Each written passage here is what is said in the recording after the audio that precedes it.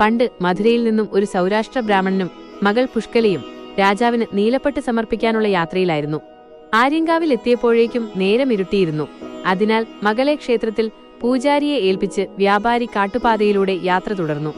എന്നാൽ വഴിമധ്യേ കാട്ടാനകളുടെ ആക്രമണമുണ്ടായി. ഭയന്നുപോയ അദ്ദേഹം ആര്യങ്കാവിലപ്പനെ വിളിച്ചു കരഞ്ഞു. ആ ക്ഷണം അവിടെ പ്രത്യക്ഷപ്പെട്ട ഒരു മലയരയൻ അദ്ദേഹത്തെ രക്ഷിച്ചു. ജീവന് തുണയായി വന്ന ആ മലയരയന് രാജാവിനായി കരുതിയിരുന്ന വിലപ്പെട്ട നീലപ്പട്ട് അദ്ദേഹം സമ്മാനിച്ചു.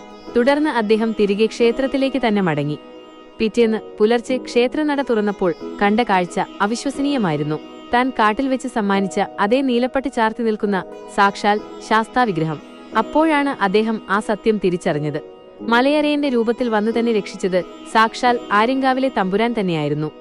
ഭഗവാന്റെ ആ ദിവ്യ തേജസ്സിൽ അനുരക്തയായ പുഷ്കല ഒടുവിൽ ആ ചൈതന്യത്തിൽ തന്നെ ലയിച്ചു ചേർന്നു. ഇതിന്റെ സ്മരണയാണ് വർഷാവർഷം തിരുകല്യാണം നടന്നു പോരുന്നത്.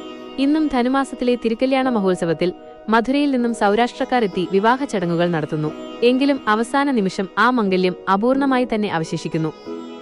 ഈ വീഡിയോ നിങ്ങളുടെ മനസ്സിനെ സ്പർശിച്ചുവെങ്കിൽ ഒരു ലൈക്കിലൂടെ ആ സ്നേഹം പങ്കുവെക്കുമല്ലോ.